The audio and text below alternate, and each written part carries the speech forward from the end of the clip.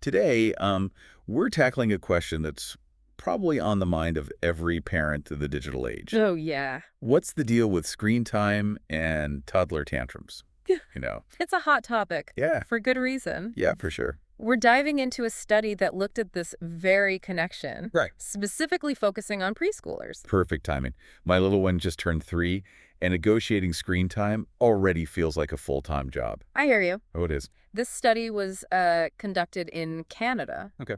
It followed a group of preschoolers right smack in the middle of the COVID-19 pandemic, Oh, wow. a time when a lot of families saw screen time just skyrocket.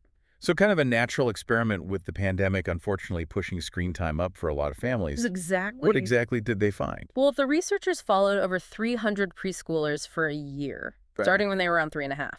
Got it. They tracked daily screen time and also looked at those temperamental outbursts of anger and frustration that, Oh, yeah. let's be honest, They happen. pretty much a hallmark of toddlerhood. Oh, I know those outbursts all too well. So the study found a connection between screen time and these meltdowns, right? They did. Okay. They did. Okay. The study found that increased screen time at age 3.5 predicted a greater likelihood of those anger and frustration outbursts at age 4.5. Okay. In other words, more screen time early on appeared to be linked to more emotional outbursts later. Wait, so it's not just that kids who are already prone to tantrums happen to get more screen time. Right. It's that the screen time itself might actually be contributing to those emotional outbursts. That's what the study suggests. Wow. It's a predictive relationship, Right. not necessarily a cause and effect one. Okay. But it does raise some important questions about how early screen time habits might be shaping those still developing emotional regulation skills. This is getting really interesting. It's like those early years are so critical for wiring those emotional circuits, and maybe excessive screen time is somehow interfering with that process. That's a great way to think about it. Yeah. Now, to be fair, the study had some limitations. Okay. It relied on parent reports of both screen time and behavior. Okay. And the families were mostly from similar backgrounds. I see. But even with those caveats, the findings are pretty compelling. Absolutely. It makes me think about my own screen time habits. Right. If my 3-year-old is watching me glued to my phone all the time, are they learning that that's how we deal with stress or boredom? It's definitely something to consider. Yeah. We know that kids are incredibly observant, Mm-hmm. and they pick up on our habits, both Yeah. good and bad. Oh, for sure. But before we spiral into a guilt trip, Yeah, let's not do that. let's unpack some possible explanations for why we're seeing this link between screen time and emotional outbursts. Okay, let's do it. What are some of the theories researchers are exploring? One prominent theory is called the displacement hypothesis. Okay. It suggests that when kids spend excessive time in front of screens, they're missing out on crucial activities that help them develop emotional regulation skills. So instead of engaging in imaginative play, having conversations, or negotiating conflicts with their peers, they're passively consuming content. It's like they're missing out on those real-life emotional boot camps. Exactly. Those everyday interactions are like training grounds for learning how to manage frustration, Right. understand social cues, Yeah. and develop empathy. Got it.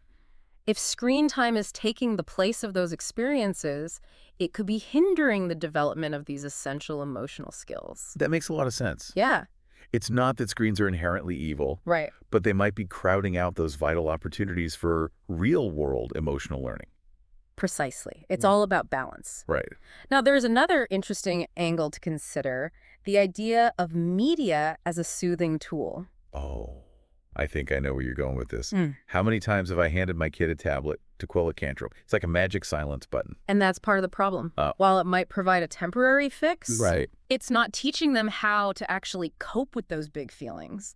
Yeah. Instead of learning to self-soothe, communicate their needs, or problem solve, Right. they're getting a quick hit of digital distraction. So in a way, we might be unintentionally training them to rely on screens whenever they feel overwhelmed, instead of developing those inner resources they need to navigate those tricky emotions. You've hit the nail on the head. It's like Okay. we're giving them a digital Band-Aid instead of teaching them how to build their own emotional first aid kit. This is definitely making me rethink my screen time strategies at home. Mm-hmm. But before we jump into solutions, there's one more thing I wanted to ask about. Okay. I remember reading something about fussy kids and screen time in previous research. You're right. Yeah. There's been this idea that kids who are naturally more fussy or difficult might end up getting more screen time, Well, almost as a way to manage their behavior. but this study didn't really find that connection, did it? That's correct. This particular study didn't see that same link between temperament and screen time. It's possible that because screen time was already so prevalent among all the children in the study, Right. it was hard to tease out any additional differences based on temperament. Gotcha. Almost like everyone was starting from a point of relatively high screen time already. So it wasn't that fussy kids weren't getting more screen time, it's that all the kids were getting quite a bit of it.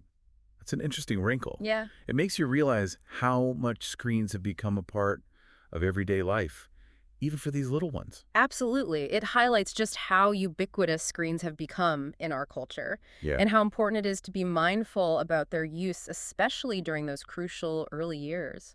Well, I think we've laid some excellent groundwork here. Yeah. We've got this Canadian study showing a potential link between early screen time and later anger and frustration, plus some intriguing theories about why that might be happening. Indeed. We've delved into the potential downsides of excessive screen time, but we've also hinted at the importance of finding healthy alternatives. Stay tuned, everyone, because in part 2, we'll be exploring those alternatives and discussing some practical strategies for creating a more balanced and enriching screen time environment for our little ones.